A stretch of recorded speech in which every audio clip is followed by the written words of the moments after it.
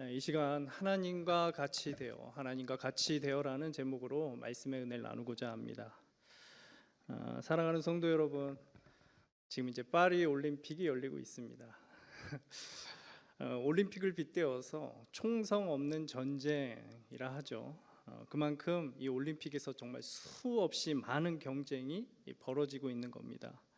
그리고 그 경쟁에서 결국에는 둘도 셋도 아니고 딱 한 사람 남아야 하는 거죠. 그때까지 경쟁하는 거예요. 금메달 한 사람, 그 딱 한 사람 남을 때까지 경쟁을 하는 겁니다. 어제 여자 양궁 혹시 보셨어요? 저는 봤습니다. 준결승에 우리나라 선수만 3명이 올라간 거예요. 막 손가락 이러시는데 그 중에 보니까 좀 나이 많은 늦깎이 국가대표 선수가 있더라고요. 저는 참 그 선수에게 마음이 가더라고요. 저 선수가 어쩌면 이것이 마지막 올림픽일 수도 있을 텐데 뭐라도 받았으면 좋겠다, 막 이런 마음이 들더라고요. 그런데 어떻습니까? 여러분, 승부에는 나이도 경력도 인간관계도 없는 거예요. 결국에는 뭐예요? 한 점이라도, 1점이라도 잘 쏜 사람이 올라가는 거죠. 제가 응원했던 그 선수가 아무 메달도 받지 못했습니다. 그러니까 참 냉혹한 거죠. 탁구 경기 혹시 보셨어요? 우리 신유빈 선수가 했던. 내가 올라가기 위해서 상대방의 그 약점을 집요하게 막 공격하는 거예요. 심지어는 지연 작전까지도 막 펼치죠. 그러니까 그렇게 정말 인정사정 없이 남을 밟고 올라서는 거예요. 그래야만 내가 어떻습니까? 다른 사람과 비교했을 때 더 나은, 더 뛰어난, 더 성공한 사람으로 인정받게 되는 것이죠. 그런데 비단 여러분 올림픽만 그런 것이 아닙니다. 우리가 살아가는 이 세상도 똑같이 총성 없는 전쟁을 우리가 벌이고 있는 것이죠. 어떻게 해서든지 남을 넘어뜨리고 밟고 올라서야 하는 게 우리가 살아가는 이 세상의 이치인 거예요. 이번 주 목요일 날 제가 이제 뜻하지 않게 병원을 가게 됐습니다. 진료를 받고 이제 이거 하나 들고 가잖아요. 다 아시죠? 처방 들고 이제 내려와서 약국을 가는데 한 약국에 이제 제가 이제 그때 막 정신이 없어요. 지금도 약간 그런 끼가 있긴 한데 정신이 없어요. 제 눈에 보이는 대로 그냥 이거 하나 들고 가는데 너무나 밝게 인사를 하는 거예요. 잘 오셨다. 안녕하세요. 막 반갑게 인사하시고 막 이러시는 거예요. 그리고 나서 막 드링크도 하나 내주는 거예요. 여기 다른 약국하고 다르네, 왜 그러지? 했더니 옆에 보니까 다른 약국이 있는 거예요. 그러니까 서로 뭐예요? 경쟁을 벌이고 있는 거예요. 같은 건물에 1층에 두 군데 약국이 경쟁을 벌이고 있는 것이죠. 그래서 손님이 내려올 때마다 그 손에 처방전이 들어있다면 어떻게 돼요? 치열하게 경쟁하는 거예요. 우리 약국으로 오도록. 그래서 상냥하게 인사하고 드링크까지 서비스를 주면서 경쟁을 하는 거죠. 이처럼 세상은 여러분 치열한 경쟁 속에서 어떻게 해서든지 다른 사람을 넘어뜨려야 하는 거예요. 넘어서고 넘어뜨려야 하는 것이죠. 그래야 내가 더 나은, 더 뛰어난, 더 성공한 사람으로 인정받을 수 있는 것입니다. 그런데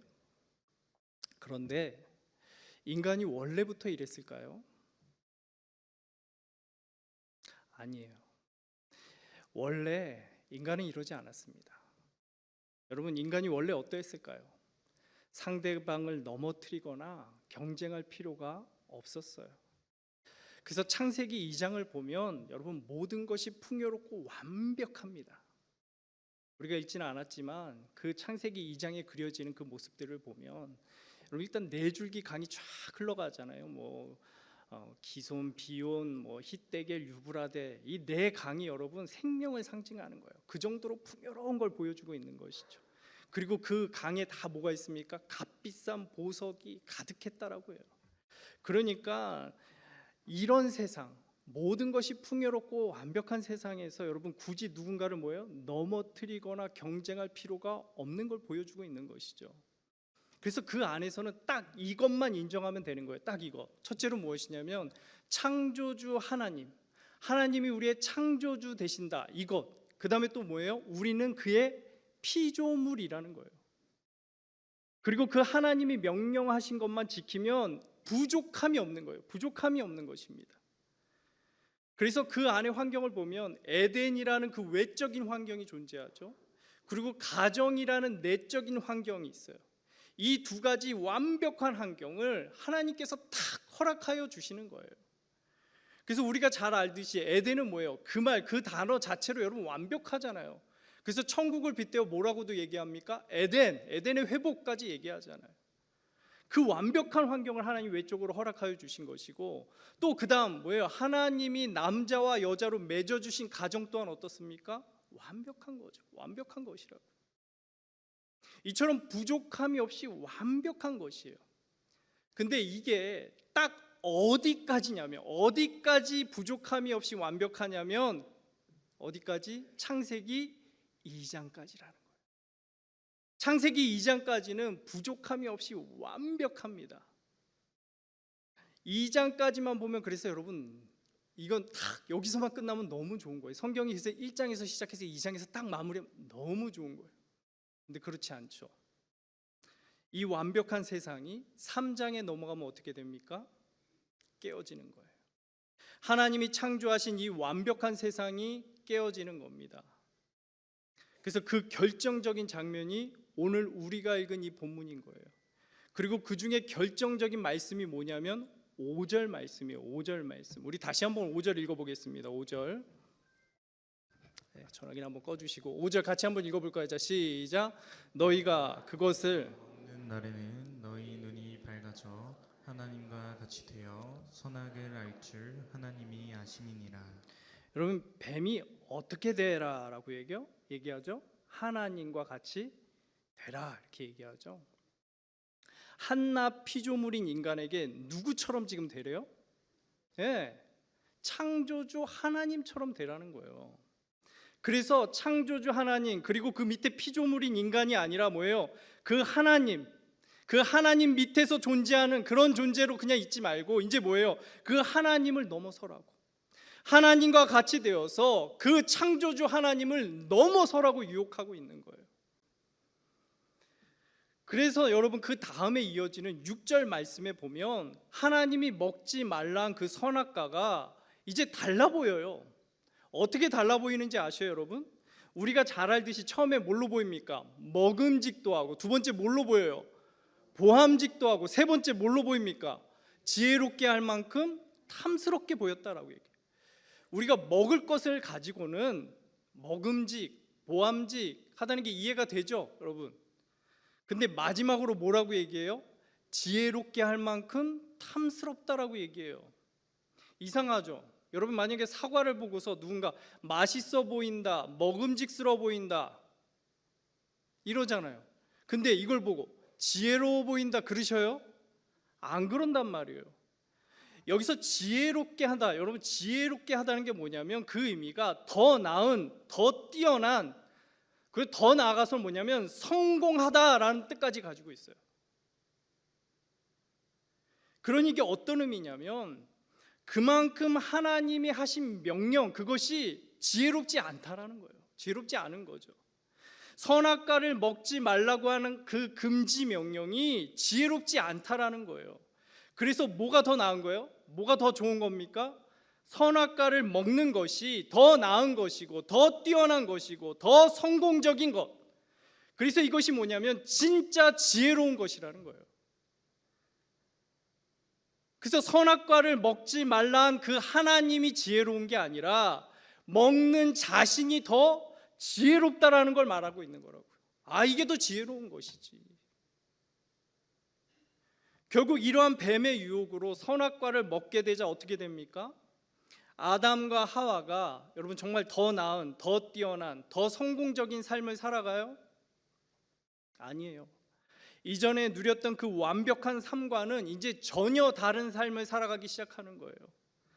그래서 첫째로 여러분 그 완벽했던 가정이 어떻게 되냐면 깨어집니다.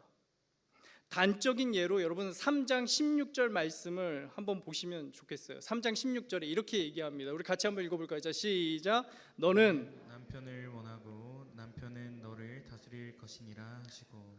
여러분 우리가 볼 때 여기 별로 특징이 없어요. 아 그렇구나. 그렇지. 아내는 남편을 원해야 하고 남편이 좀 위에서 좀 다스리는 게 이렇게 이해하실 수 있는데 여러분 다른 성경에서는 26절을 어떻게 말씀하고 있냐면 여러분 세번역 성경인데요. 이렇게 얘기합니다. 자 시작. 너는 남편을 지배하려 하나 그가 너를 다스릴 것이다. 뭐라고 얘기해요? 아내는 남편을 뭐 한다고요? 그리고 남편은 아내를 뭐 하려고 해요? 예, 여러분 이 두 단어가 남편과 아내의 관계를 정확하게 보여주고 있는 거예요. 오늘날 우리가 살아가는 이 남편과 아내 관계를 정확하게 보여주는 거예요. 그래서 여러분 우리가 왜 싸웁니까? 왜 싸워요? 어제도 제가 아내와 약간 티격태격하게 했는데 지금 생각해보면 이것 때문에 그래요. 아내는 뭐예요? 남편을 지배하려고 해요. 손 안에 있어야 해요. 그래서 뭐도 하기 싫어해요? 눈길조차 다른 여자한테 주는 걸 싫어해요. 왜? 지배하려는 딱 내 아내만 딱 어디 감히 다른 여자 이게 아내라고. 남편은 또 아내를 어떻게 하려고 합니까? 다스리려고 해요. 그래서 남편 말에 절대적으로 따라오기를 바래요. 그래서 우리 자주 하는 말이 뭐냐면 자꾸 꼬투리 잡지 말고 좀 하라는 대로 해 이런 말에 남편들이 잘한다고요. 왜요? 다스리려고 하니까. 그러니까 조금 전까지 뭐라고 했어요? 내 뼈 중에 뼈요 살 중에 살이라고 했잖아요. 이랬던 관계가 이제는 뭐예요? 지배와 다스림으로 깨어져 버리는 거예요. 서로 지배하려고 하고 다스리려고 하고 깨어져 버리는 거예요. 그리고 그 완벽했던 외적인 환경 에덴도 어떻게 됩니까? 여러분 풍요로웠던 부족함이 없던 그 세상이 이제 뭐예요? 가시덤불과 엉겅퀴를 내는 거예요. 그로 인해 이제는 뭐든지 수고와 고통이 없으면 얻을 수가 없게 돼요. 땀을 흘려야만 얻을 수 있게 되는 거라고요. 출산의 고통, 노동의 고통과 같이 땀 흘림이 없이는 하나도 얻을 수 없게 되는 거예요. 여러분 땀 흘림 없이 여러분 얻는 거 있습니까? 없잖아요. 없다고요. 그러므로 창세기 3장에 이 사건을 중심으로 2장에 그 완벽했던 것들이 어떻게 돼요? 3장 그 다음에 완전히 다 깨어지는 거라고요. 완벽했던 것들이 다 깨져버리는 거라고요. 이것을 통해 성경은 우리에게 이렇게 말씀하는 거예요. 하나님과 같이 되는 것이, 하나님을 넘어서려는 것이 얼마나 어리석은지, 그것이 결코 지혜로운 것이 아니라는 거예요. 절대로 더 나은 것, 더 뛰어난 것이 아니라는 것이에요. 그보다는 뭐예요? 창조주 하나님을 인정하고 그 하나님의 명령에 순종하며 사는 것이 진짜 지혜로운 것이다 말씀하는 것이에요. 그래서 그게 다 이해되지 않더라도, 하나님이 말씀하신 그 명령이 다 이해되지 않더라도, 성도 여러분 한번 생각해 보세요.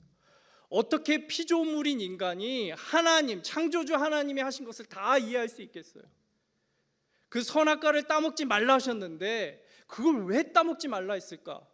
여러분 그게 어떻게 우리의 생각으로, 우리의 이해로 다 될 수 있겠어요?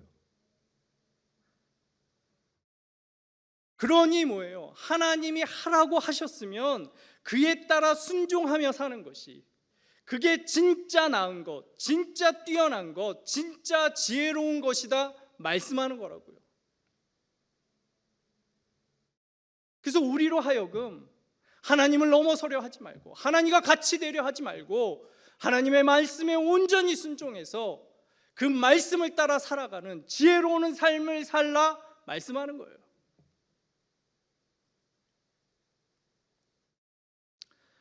사랑하는 성도 여러분, 혹시 여러분 파리 올림픽 개막식 보셨습니까? 개막식? 저는 실황으로 보진 않았어요. 나중에 하도 이제 막 말이 나오니까 봤는데, 이게 올림픽이 맞나 정말 제 눈을 의심할 정도로 놀랐어요. 여러분 개막식의 가장 큰 메시지가 뭐예요? 남자와 여자가 구분이 없어요. 남자가 여자와 같이, 여자가 남자와 같이 그렇게 왜 이렇게 하잖아요. 구분이 없어요. 그래서 우리가 생각하는 그 질서, 하나님이 남자와 여자를 분명히 구분해서 창조하신다고요. 달리 창조하신단 말이에요. 이게 뭐냐면 질서예요, 질서. 근데 이러한 질서를 어떻게 해요? 이번 올림픽 개막식에서 완전히 뒤집어 놓는 거예요. 뒤집어 놓는다고요. 그 단적인 예로 한 장면이 이렇게 펼쳐지는데, 남자를 중심으로, 남자가 가운데 있다면 한쪽에는 여자가 있고요, 한쪽에는 남자가 있는 거예요. 그래서 이 중심에 있는 남자가 여자와 막 이렇게 사랑을 나누고 입맞춤을 하는 거예요. 이것까진 이상하지 않잖아요. 근데 확 돌려서 누구와 입맞춤을 할까요? 남자와 입맞춤을 하는 거예요.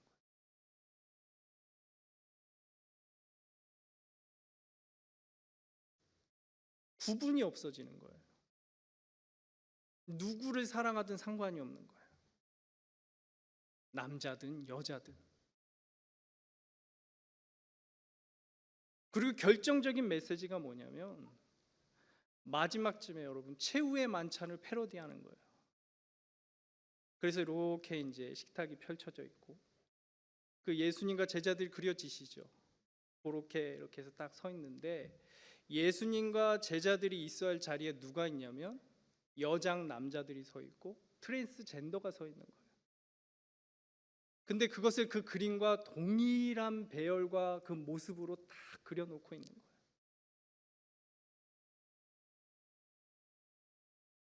이를 통해서 성경, 우리가 아는 그 성경의 진리, 그 메시지를 비틀어 놓는 거예요. 이뿐만이 아니에요. 이번에 여러분 여자 복싱 경기에 남자 성전환 선수가 출전을 했습니다. 이게 원래는 국제 복싱 협회에서 이 선수, 트랜스젠더 이 성전환 선수를 출전을 금지시켰어요. 안 된다고. 여자의 경기에 출전할 수 없다고 그랬는데 올림픽 위원회에서 이 사람을 출전시켰어요. 그리고 16강이 벌어졌습니다.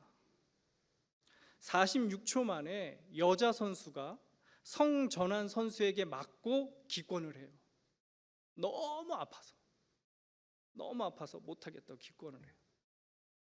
경기 후에 울면서 인터뷰를 하는데 자기가 고통에 익숙한 사람이라고 얘기해요. 왜냐하면 복싱 선수가 늘 맞는 건 당연하잖아요. 그래서 자기는 고통에 익숙하다는 거예요. 그런데 이번에 맞은 이 펀치는 자기가 지금까지 맞아본 적이 없대요. 그래서 이 펀치는 여자 선수 펀치가 아니라는 거예요. 그럼에도 여러분 올림픽위원회는 어떻게 얘기하냐면 XY, 그 염색체가 중요한 게 아니라는 거예요. 그가 여권상, 서류상에 여자라면, 그 여자가 맞다면 출전을 해도 된다라는 거예요. 이러니 여러분 타고난 성이, 이게 성이 아닌 거예요. 누가 성을 결정합니까? 내가 성을 결정하는 거예요. 하나님이 결정하는 게 아니라 내가 성을 결정한다고요. 내가 남자가 되고 싶으면 남자가 되고, 내가 여자가 되고 싶으면 여자가 될 수 있는 거예요.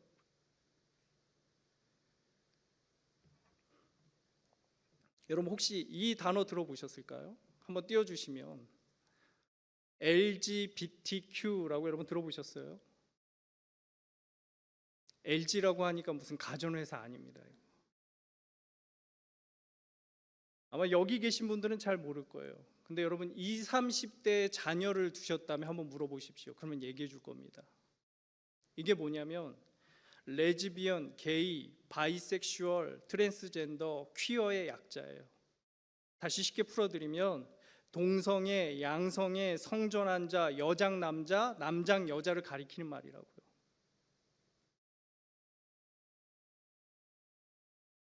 우리는 잘 모르고, 여러분 아마 처음 들어보신 분도 계실 거예요. 이게 잘 모르고 익숙하지 않지만 이러한 것들이 여러분 젊은 세대들에게는 여러분 이미 익숙한 문화가 되어 있습니다. 제가 이 설교 준비하면서 잠깐 우리 전도사님들하고 얘기했어요. 20, 30대잖아요. 그랬더니 여러분 왕성교회 이렇게 계셨던 거기서 있다가 이제 우리 교회 온 이준 전사님 아시죠? 그 신림 주변이란 말이에요. 신림에 여러분 게이 클럽이 8개가 넘는데요. 아셨습니까? 저 깜짝 놀랐어요. 심지어는 왕성교회 바로 앞에 게이 클럽이 있다고 합니다.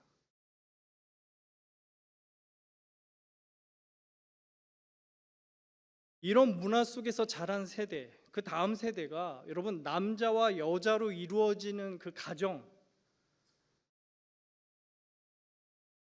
이런 가정을 이룬다라는 게 여러분 이제 쉽지 않은 거예요.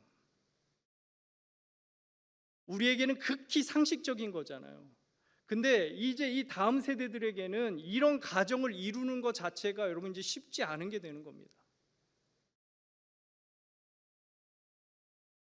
어느 칼럼에서도 그러는 거예요. 몇십 년 후에는 정말 끔찍한 상황이 벌어질 거예요. 이제 벌어지게 된다라는 거예요. 우리가 상상도 못한 그런 상황들이 우리 눈앞에 펼쳐지게 될 거라는 거예요. 그러니까 저도 이대로 간다면 이게 어떻게 될지 너무나 걱정이 되고, 정말 인류가 맞이할 그 결말이 정말 상상만 해도 여러분 너무 끔찍한 거죠. 그런데 여러분 잘 보시면 사람들이 이렇게 행하는 그 중심에 뭐가 있는 거예요? 하나님을 넘어서려는 거예요. 하나님이 정해 놓으신 그 질서를 깨고 넘어서려는 거예요. 그러니까 어떻게 해서든지, 심지어는 그것을 패러디하면서까지 하나님을 넘어서는 것을 보여주는 거예요, 그들이. 그래서 우리는 이렇다, 우리는 이렇게까지 할 수 있다, 보여주는 것이라고요.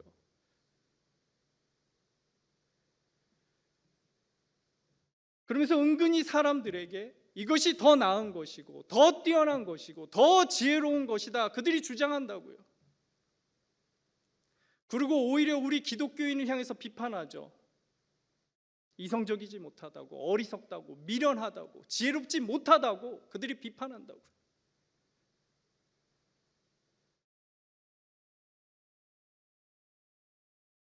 성도 여러분, 정말 이것이 더 나은 것이고 더 뛰어난 것이고 더 지혜로운 것입니까?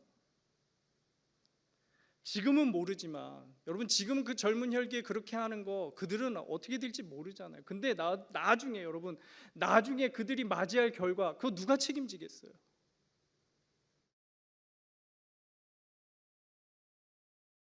여러분, 한 예로 로마 제국이 왜 멸망했을까요? 많은 설이 있지만 그 중에 하나는 뭐냐면 지배층의 부패와 동성애와 같은 성적인 타락으로 멸망했다라는 설이 있어요. 그러한 것들이 쌓이고 쌓여서 그 거대한 로마 제국을 무너뜨려 버렸다고요.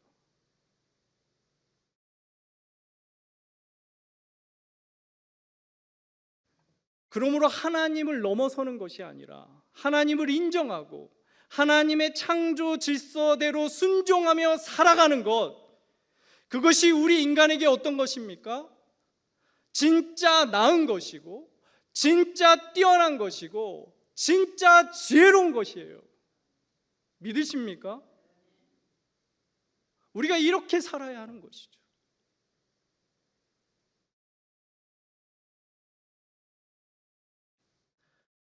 사랑하는 성도 여러분, 중2병을 아셔요?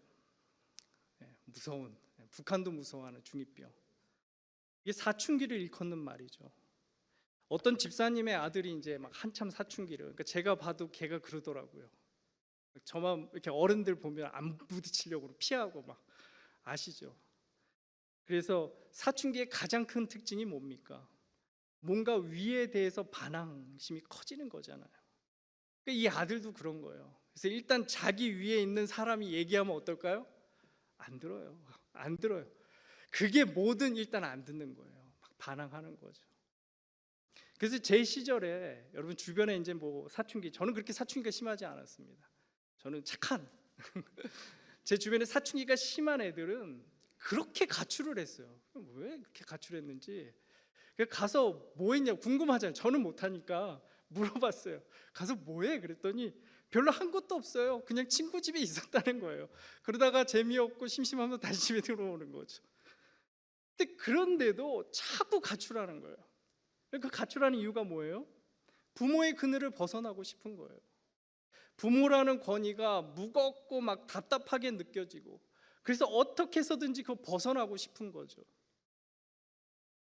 그런데 여러분, 그런데 지나보면 어떻습니까? 그 사춘기를 이렇게 지나고 이제 나중에 돌아보면 그때는 몰랐는데, 그때는 그렇게 몰라서 그랬는데 지나보면 어때요? 그때가 참 좋았다는 거예요. 부모님의 보살핌 속에서 살아가는 그것이 가장 좋았다는 거예요. 그게 가장 편안하고 가장 안전하고 가장 부족함이 없었다는 거죠. 저는 대학교 들어가서 합법적으로 가출을 했습니다. 학교와 집이 머니까 이제 집에 들어가는 게 힘든 거예요. 그러다 보니까 어느 순간 이제 밖에서 지내는 게 많은 거죠. 뭐 기숙사에서 지내고 교회에서 지내고 이러면서 밖에서 지내게 되는 거예요. 근데 지금은 돌아보면서 이런 생각을 해요. 왜 그렇게 빨리 집에서 나왔을까? 그냥 부모님 밑에 더 있었으면 좋았을 것을, 그때 부모님 밑에서 더 많이 누렸으면 좋았을 것을, 이런 생각을 해요. 실제로 돌아보면 어때요? 그때가 가장 좋고 편했던 거예요. 먹을 것, 입을 것, 잘 것 뭐예요? 부모님이 다 해주시잖아요. 내가 걱정할 게 하나도 없죠. 그런데 지금은 어때요? 제가 다 해야 하잖아요. 하나부터 열까지 제가 해야 하는 거죠.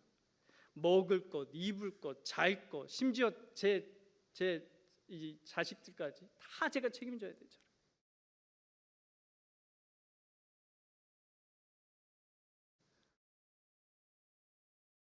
마찬가지로 우리 또한, 믿는 우리 또한 하나님 밑에서 살아가는 것이 가장 좋은 것이에요. 하나님과 같이 되어 하나님을 넘어서는 것이 오히려 우리에게 있어 고통이고 고난이고 수고인 것이죠. 하나님이 시키신 대로 순종하며 하나님 아래 사는 것이 우리에게 가장 낫고 지혜로운 것이에요. 이것만한 게 없는 것이라고.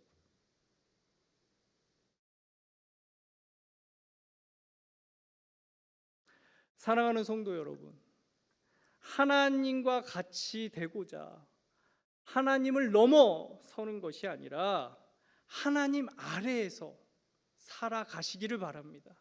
하나님 아래에서. 그것이 속박처럼 보이지만 여러분, 거꾸로 생각해 보면 뭐예요? 하나님의 보호인 거예요. 보호. 그 안에서 살아가는 것. 그게 보호라고요. 그것이 금지인 것처럼 보이지만 거꾸로 생각하면 뭐예요? 그게 하나님이 우리에게 주신 약속인 거예요. 그거 먹지 말라. 그거 먹지 않고 잘 지키면 어떻게 돼요? 하나님이 약속하신 영원한 생명을 허락하여 주시잖아요. 그래서 성경은 끊임없이 우리에게 말하는 거예요. 하나님을 경외하는 것이 지혜라고. 하나님을 경외하는 것이 지혜라고. 하나님을 넘어서는 것이 아니라 하나님 아래에서 하나님을 인정하며 사는 것이 가장 지혜로운 것이다 말씀하는 것이죠. 그러므로 우리 범사에, 우리 모든 삶 가운데 정말 하나님, 그 하나님을 인정하시고 하나님 말씀에 순종함으로 가장 복되고 지혜로운 삶을 살아갈 수 있는 우리 이루는 교회 모든 성도들이 되시기를 축원합니다. 그래서 자꾸 하나님을 넘어서는 이 세상 가운데 정말 하나님, 창조주 하나님, 그 하나님을 나타내며 그 하나님만을 높일 수 있는 저와 여러분이 되시기를 축원합니다.